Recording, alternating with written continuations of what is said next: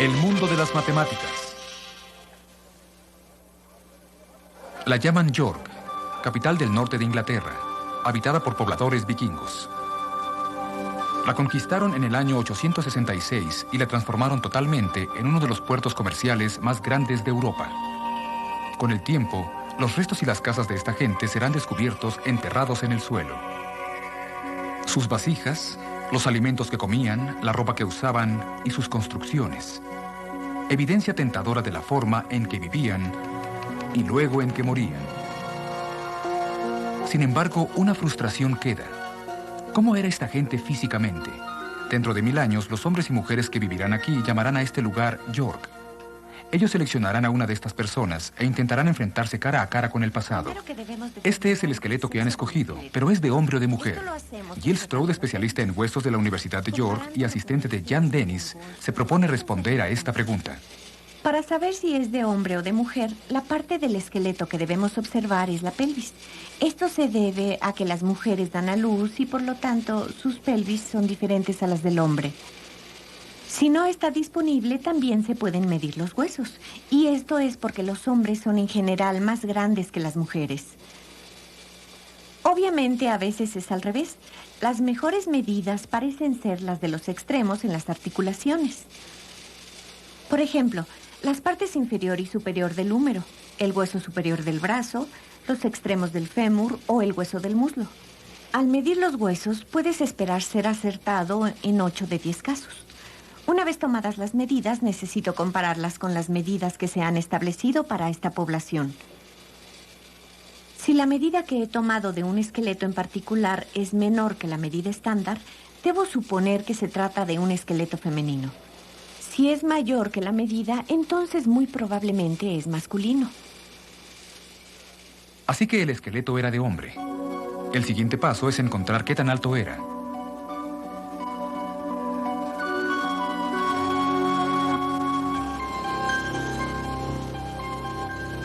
¿Cómo encontraría una forma de relacionar la altura de alguien con la medida de sus huesos?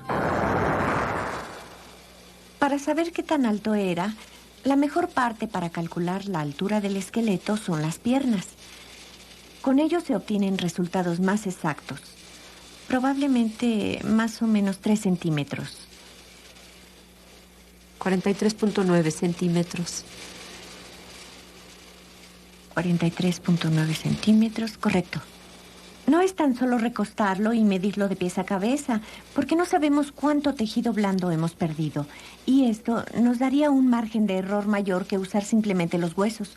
¿Cuánto mide la tibia? Esta mide 35.6 centímetros. Jill usa una fórmula para calcular la altura. Esta se derivó midiendo esqueletos cuya altura ya se conocía. Sustituyendo la longitud de los huesos de la pierna, el fémur y la tibia en la fórmula, Jill puede calcular la altura del hombre. Su altura era de 166.64 centímetros, un poco abajo del promedio para ese periodo. Otras medidas mostraron que era de complexión delgada. Pero aún queda la pregunta que nos intriga. ¿Cómo era físicamente? Las medidas que Jill puede tomar del cráneo solo muestran la forma básica del rostro de una persona. Para obtener un parecido real, se tienen que recrear los músculos y la carne del cráneo. Para hacerlo, se necesita un conocimiento amplio de anatomía y habilidad artística. Pero ¿cómo saber si el resultado final nos da un parecido real? El doctor Richard Neve, artista médico, tiene la tarea de reconstruir el rostro de una mujer desconocida. Su esqueleto fue encontrado en Cardiff varios años después de ser asesinada. ¿Qué da a un rostro su forma? Los músculos que rodean el ojo, que forman un patrón específico, los músculos que forman la mejilla, rasgos como los labios, los ojos y la nariz son particularmente importantes al tratar de reconocer a alguien. No es posible hacer un retrato exacto.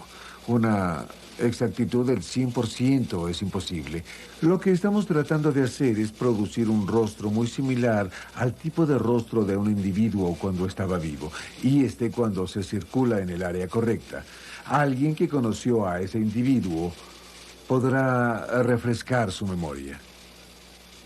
El rostro recreado permitió a varias personas identificar a la víctima y se obtuvo la condena del asesino de Karen Price. Pero este método es lento y costoso. Robin Richards usa un método más rápido y barato en el Hospital University College en Londres, adaptando una técnica de cirugía facial. Se monta el cráneo en una tornamesa y un rayo láser es reflejado a la cámara desde cada contorno del cráneo. Esta información se almacena en una computadora. Ahora se necesitan datos para recrear el músculo y la carne que formarán el rostro. Para esto se tiene que encontrar a alguien del mismo sexo y complexión y con una misma forma del rostro. Por fortuna, Robin reúne los requisitos. Se cubre el rostro con polvo para reflejar el rayo láser. Pero ¿cómo se llegó a la conclusión de que el rostro de Robin era similar? Por ejemplo, ¿tiene usted un rostro ancho o redondo? ¿Qué medidas tomaría para describir la forma de su rostro? La computadora trata el rostro de Robin como una hoja elástica y le da forma para ajustarlo al cráneo vikingo. El retrato de la computadora no es el del rostro de Robin, sino la primera mirada a un rostro del pasado. Al conectar la computadora a una fresadora, los datos producen un medio modelo a escala en tercera dimensión del rostro del vikingo.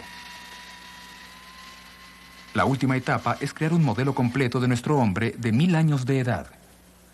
Esta tarea es para la escultora Lino Dowd. La razón para emplear escultores en este proyecto fue tratar de dar a las figuras un hálito de vida y alguna expresión. Trabajar solo con medidas nos daría una máscara muerta, como un rostro dormido. Me refería a las fotografías en particular, para las partes blandas del rostro que no se registran en el cráneo, como los ojos, la nariz, las orejas y la boca. Era muy importante ser exacto y usé calibradores para medir la frente, los huesos de la mejilla y la longitud del rostro. Para esto, me basé en la información de las fotografías de la computadora y encontramos que la estructura del cráneo difería ligeramente del rostro de Robin. El cráneo tiene nariz irregular y la de Robin era recta. En general acordamos basarnos en el cráneo. Para dar a la cabeza un cuerpo natural se necesita un molde. Moldeamos el cuerpo a partir de algo real. Utilizamos un modelo vivo. Ellos usan un leotardo con costuras de plata en el lugar donde los moldes serán separados. Se cubre al modelo con tiras de raso remojadas con yeso. Todo el proceso toma alrededor de 1 hora.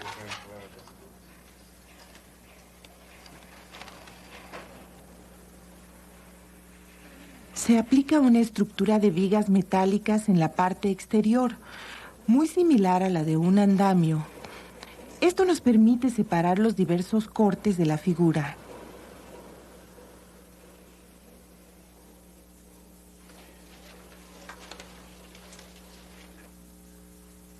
Después se ensamblan las partes para hacer un molde.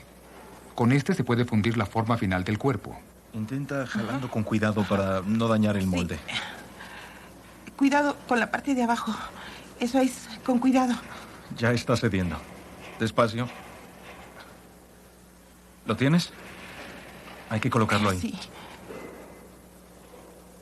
Pongámoslo aquí Con abajo. cuidado. Eso es. Eso es.